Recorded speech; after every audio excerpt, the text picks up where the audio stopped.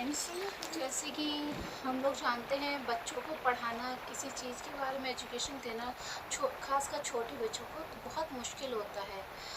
वेदांत second class में है। वेदांत की क्लास में आज वाटर रिसोर्सेज पढ़ाए गए थे।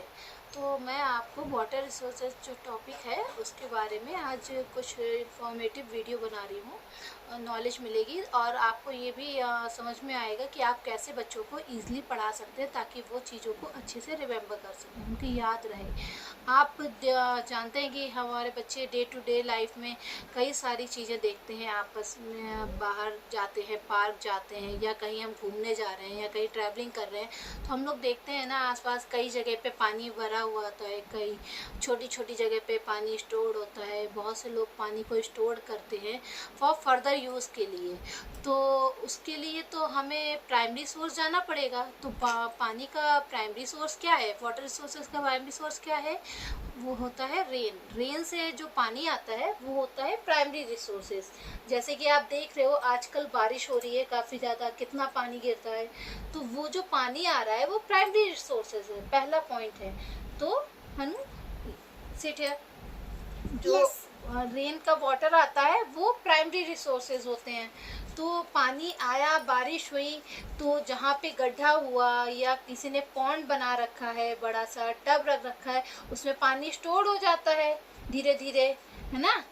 तो जो पानी स्टोर हो जाता है तो हम लोग उसी पानी से हमारी दोबारा से रेन होती है, बारिश होती है। आपको पता नहीं होगा।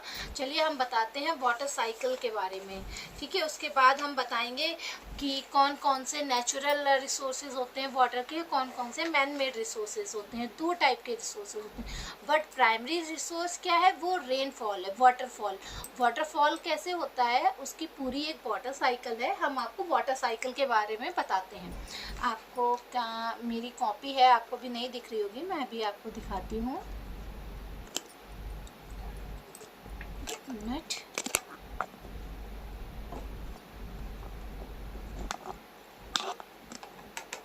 है मैं दिखाती हूँ आपको कैसे। पहले हम पढ़ेंगे वाटर साइकिल के बारे में। Vedant sit here, you can see water cycle. Water cycle क्या होता है? जैसे ही कहीं पे पॉन्ड में या किसी जगह में ये हमारा जो है वाटर स्टोर्ड है। क्या है वेदांत? स्टोर्ड है वाटर।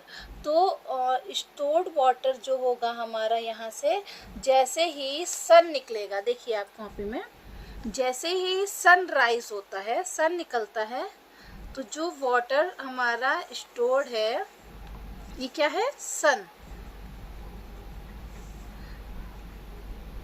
तो जैसे ही वाटर स्टोर्ड होगा तो यहाँ जो पानी स्टोर्ड है, यहाँ पे जब हीट पड़ेगी, लाइट पड़ेगी, तो ये वाटर क्या होगा?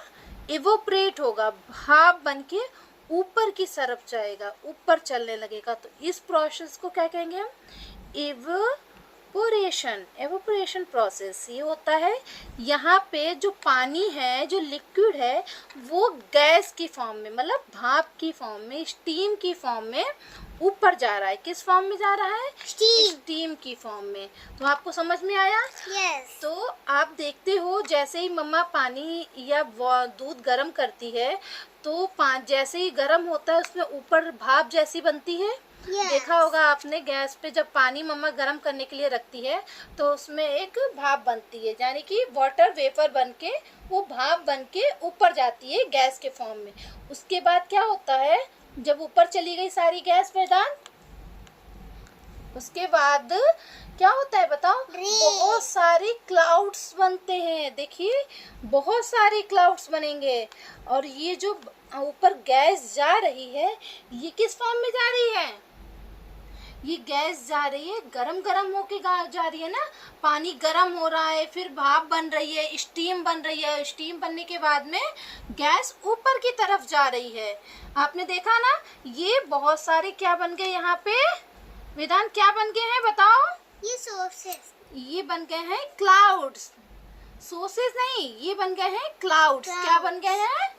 क्लाउड्स। क्लाउड्स जब बनने के बाद में ये ठंडे होंगे। जब एयर फ्लो करेगा, जो हवा आएगी, स्टीम बन के जो आया है उसके बाद में जो ये कूल हो जाएंगे, यहाँ पे आप देखोगे यहाँ पे ये कूल डाउन होंगे, एयर चलेगी, तो ये सारे जो गर्म भाप से बने हुए थे क्लाउड्स वो क्या हो जाएंगे, ठंडे हो जाएंगे। क्या हो जाएंगे, ठंडे। तो ठंडे होने के बाद में ये क्या करेंगे, धीरे धीरे नीचे को फिर छोटी छोटी छोटी छोटी बूंदे बनके क्या कर रही है, ये नीचे आ रही है। नीचे आ रही हैं। तो ये पानी फिर से किसके ऊपर आया है, ट्रीज के ऊपर, और फिर से जो रिवर है, रिवर में फिर से ये पानी आकर स्टोर्ड हो गया है ना। हाँ। जैसे ये बारिश हुई, यहाँ रेनिंग शुरू हुआ, वैसे ही ये पानी नीचे नीचे आके स्टोर हो गया। तो अब फिर से ये साइकिल रिपीट होने लगेगी, फिर ये पानी ऊपर जाएगा, यहाँ स्टीम बनेगी, स्टीम से फिर ऊपर वेपोरेट होगा गैस बनके, उसके बाद में फिर सनलाइट जब पड़ेगी देन क्लाउड्स बनेंगे। क्लाउड्स बनेंगे, जैसे एयर चलेगी, हवा चलेगी, ठंडी ठंडी हवा आएगी, कूल डाउन होंगे जब क्लाउड्स, तो हमारी रेनिंग शुरू हो जाएगी। तो ये पूरा क्या है क्लास, ये सारा एक प्रोसेस है, इसी प्रोसेस में वाटर साइकिल हमेशा चलती है। तो अब कोई कंफ्यूजन तो नहीं है No. और जो इसको रेनिंग के प्रोसेस को बोलते हैं हम, यहाँ पे जो नीचे रेन हो रहा है, प्रेसिपिटेशन प्रोसेस, इसमें क्या होता है, पानी नीचे आ रहा है, जब ये आके नीचे, यहाँ जब ये ऊपर जाके यहाँ से क्लाउड्स बना, जब क्लाउड्स बनते हैं तो उसको क्या बोलते हैं, बोलते हैं कंडेंसेशन प्रोसेस। क्या बनता है, condensation process. Yes, condensation process होता है। तो ये क्या पूरा हो गया, एक वाटर साइकिल। यस, इस तरह से हम अच्छे से अपने माइंड में फिट कर लेते हैं और हमको याद रहता है एग्जाम्पल्स के जरिए। राइट वेदांत? यस। अब हम पढ़ते हैं कि वाटर रिसोर्सेज कितने टाइप के होते हैं बेटू। बहुत सारी, बहुत सारी तरह से हमें वाटर मिलता है, पर क्या प्राइमरी रिसोर्स क्या है हमारा, रेन। क्या है, रेन। बट उसके अलावा मैन मेड होते हैं, और क्या होते हैं, पहले हम पढ़ते हैं नेचुरल रिसोर्सेज के बारे में। नेचुरल रिसोर्सेज कौन से होते हैं, जैसे कि जो भगवान ने बनाए हैं नेचुरल चीजें, क्या होती हैं, ओशियन। क्या होते हैं, ओशियन। यस, देन और क्या होते हैं, river, pond, lakes, yes, these are natural resources. Natural resources.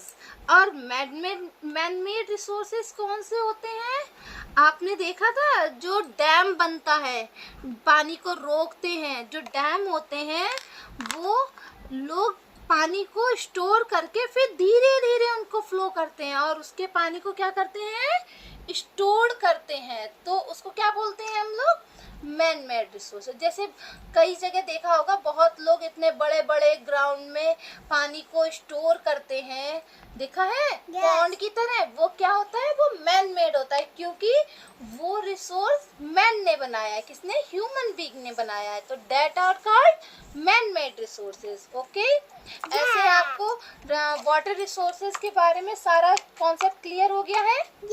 आपको समझ में आया वाटर रिसोर्सेज क्या होते हैं। Yes, very good.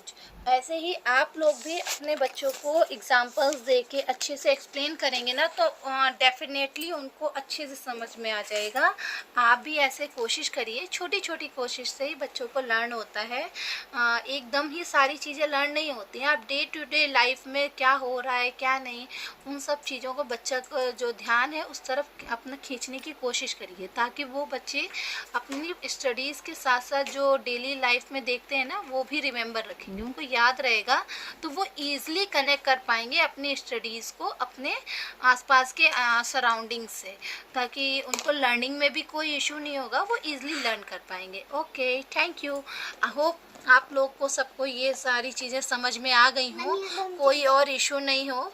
अगर कोई इशू है, अगर आपको बच्चा नहीं समझ पा रहा है, बहुत छोटा है, तो आप कमेंट करके पूछिए, मैं डेफिनेटली आपकी हेल्प करने की कोशिश करूँगी। Thank you so much, bye bye, take care.